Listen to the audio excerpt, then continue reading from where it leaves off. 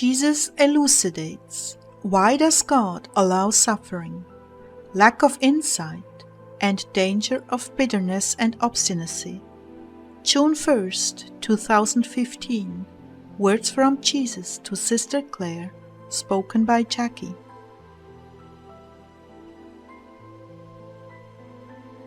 Jesus began, "Gratefulness opens the door for greater blessings, greater and greater blessings. With gratefulness comes power, the power to loose and unleash the fetters both on yourselves and on others. When a bitter spirit is standing in the way, there is bondage. But remove the bitter spirit and healing can take place. There are so many, Clare, with a bitter spirit in the way of me being able to work in their lives. Things happen in the lives of souls they do not understand, so they blame me and become bitter. It is true that ultimately I could have prevented what happened, but it is also true that things happen for a reason. Reasons the minds of men cannot fathom.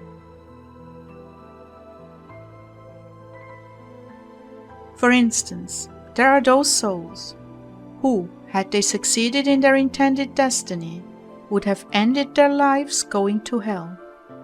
But because I allowed an intervention, it totally changed the course of their lives. They cannot see it, and so they become bitter.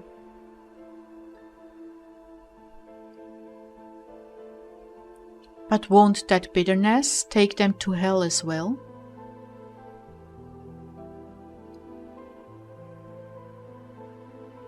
It can, if someone doesn't intervene, but I literally move heaven and earth to bring someone across their path that changes their whole attitude, many times at the very end of their lives, when it is their last chance.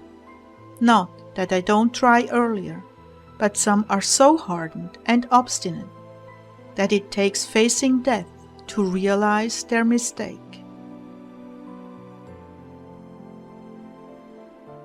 Oh, my precious ones, so many times worse things were headed your way, and I withstood the devils on your behalf. You were not walking with me, you didn't know me, or even care to know me, but I protected you anyway. You see, when you live by my rules, love me and serve me, you live within the confines of the coral of safety. But when you break down the fence and take off into the wilderness, you tie my hands.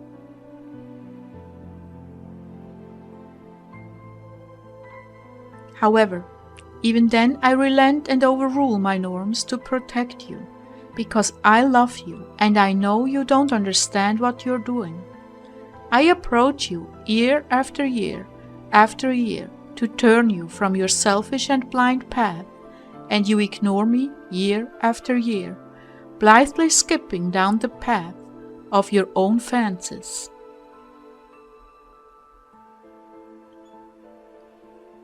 Then you get to the end of your life and start to think about things, looking back on mistakes, wondering when death approaches where you will finally end up.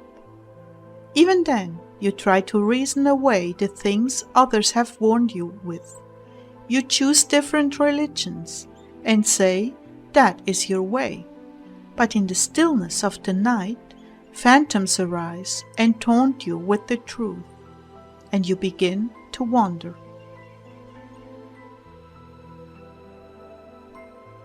Oh, I do try so hard to turn your disposition, because I know where it is taking you, and that I will never see you again.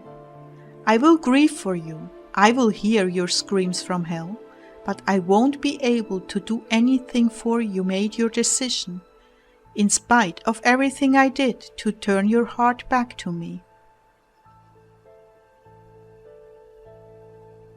And for you who know me, it is time now for you to examine your hearts and search for hidden traces of bitterness, or even pools of bitterness hidden in the caverns of your heart. Is there something you cannot forgive me for? Is there something you say you have forgiven me for, but you still hold resentment in your heart that I treated you so unfairly?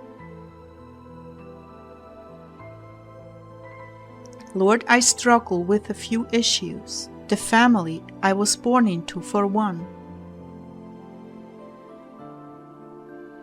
I know that, my love, and I'm so very sorry your parents made such foolish decisions. I certainly could not sway them, and in the end, I knew the choices they would make. And I apologize to you for sending you into such a family. But may I say, when you get here, you will thank me for it?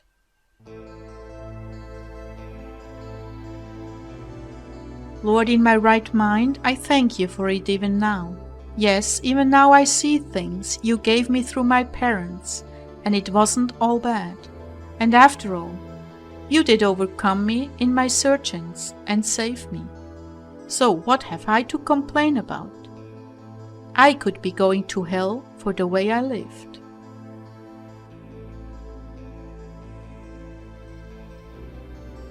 All that you say is true, my beloved. But look how far you have climbed up the ladder of grace out from the deep, deep pit that gave birth to you. Look how you have taken my hand and risen up into the realms of glory with me. Surely that is to be rejoiced over.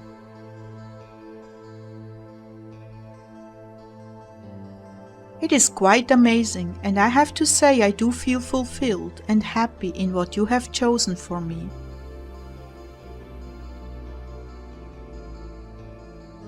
Oh, and that is only the beginning. I didn't say from glory to glory without reason.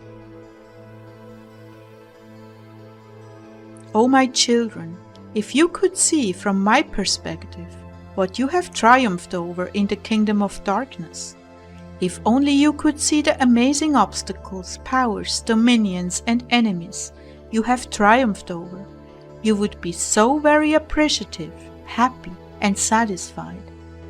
But not until you are with me will you be able to see from my perspective the great victories you have won. Still, it is most important in this hour that you examine every tiny crevice of your heart and find yourself out. Find out if there is still bitterness for what I have allowed. Can you trust me with that? Can you trust that what I allowed in your life was for the best? Now that you know me, you know my nature, my love that didn't stop at being cruelly executed for you. Now that you know that, can you trust me and thank me for your life, all the good and all the bad? Oh, I'm imparting this grace tonight as we speak. Yes, I'm imparting wisdom, not of this world. Wisdom from the highest realms. My wisdom and grace to be able to thank me for what I allowed and what I did not allow, for what I gave and what I withheld, for what I took and never replaced.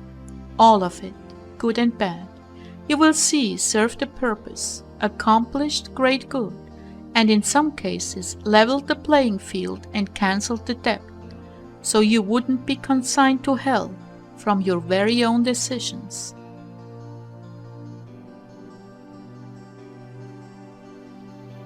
I have spoken of this to Clare before. Many souls, born into squalor and dying prematurely, made the decision to come to earth and suffer in this way because they longed to be redeemed from among mankind.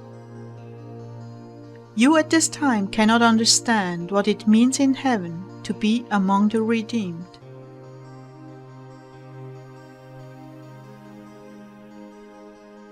Lord, you are such a communicator that surely you can help us to understand why in the world a soul would allow themselves to be born into one of those bodies that is destined to die from AIDS, destined to be raped and killed.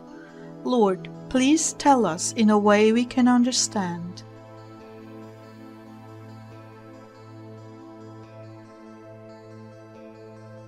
You are asking for a great deal, Clare. I will try. You are not going to explain it to yourself in your logical mind. As I have told you before, your intellect and pride get in the way, my dearest.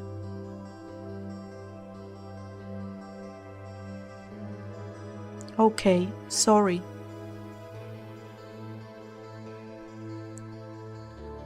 I hear and see what you are thinking. If I don't get it right, I can just delete this section. Shame on you. And your trust, where has it taken off to? Lord, I believe. Help my unbelief. Oh, my darling Clare, nothing is beyond me, but many things are beyond you, because you cannot see as I see. You are still looking through a glass darkly.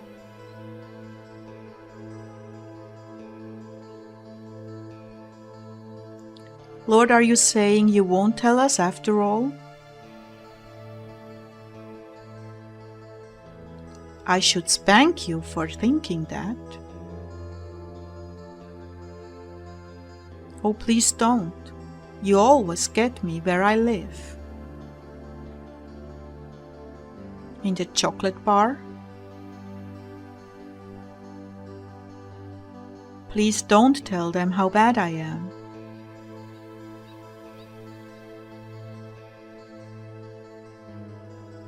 All right then, imagine a little bug, a ladybug, crawling along slowly on the ground. Now imagine a bird coming by and catching up that little bug. So far I have the ladybug and the crow.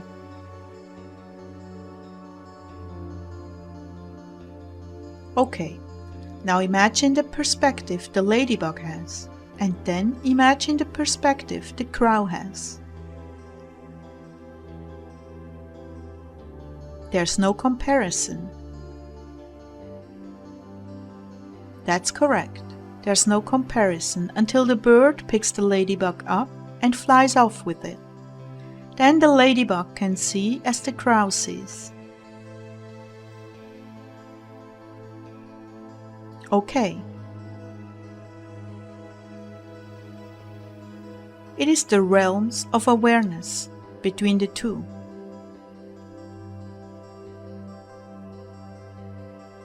I'm thinking.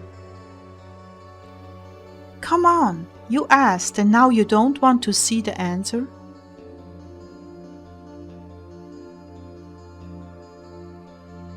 Lord, you know how I am. Sadly, Thomas, I do. Okay, is that any way to treat your frail bride?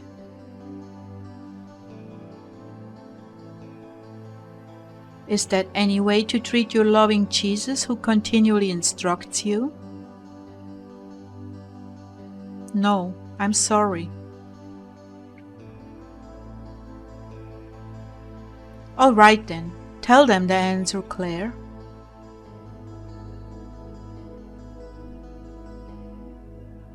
The ladybug experiences your love as she crawls along the ground, through every little grain of sand, etc., in a very, very limited way.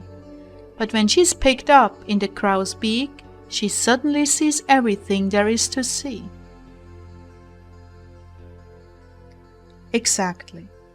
When a soul is in heaven, they do not experience the depravity of earth and sin, so they can't possibly appreciate what they have. But when they've been subjected to the utter darkness of sinful men and are lifted up and out of it, their awareness of how they are loved by me is suddenly expanded beyond all boundaries, and they experience the very extraordinary bliss of my being and my love for them. Okay, that's my try. What do you think? Mind-boggling. What did I tell you? Didn't I tell you that you wouldn't be able to understand till you came here?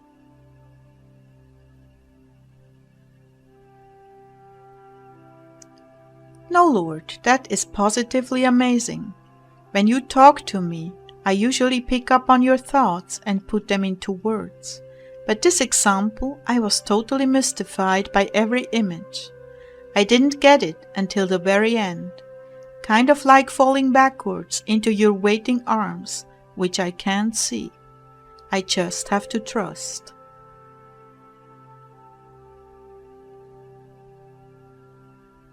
Yes, I have to talk to you sometimes this way because the line of thought and where I'm going is totally out of your reality. Like those events I warned you would be part of the tribulation, the strange creatures, etc.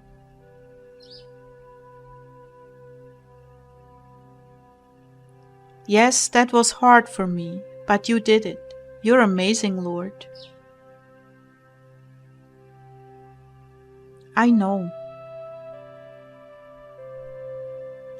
So I have already blessed you tonight by imparting wisdom not of this world, wisdom from the highest realms, my wisdom and grace to be able to thank me for what I allowed and what I did not allow, for what I gave and what I withheld, for what I took and never replaced. All of it, good and bad, you will see it served a purpose. So in essence, those of us who got the rawest deal will experience the very greatest depth of your love. Yes, my love, now you see it. Those who are forgiven much shall love much, and shall see the enormity of my love. The greater the knowledge of darkness, the greater the appreciation of the light. I bless you all again now. Take your time with this. It is quite deep and challenging to understand. But this night I have imparted the grace to understand as you listen.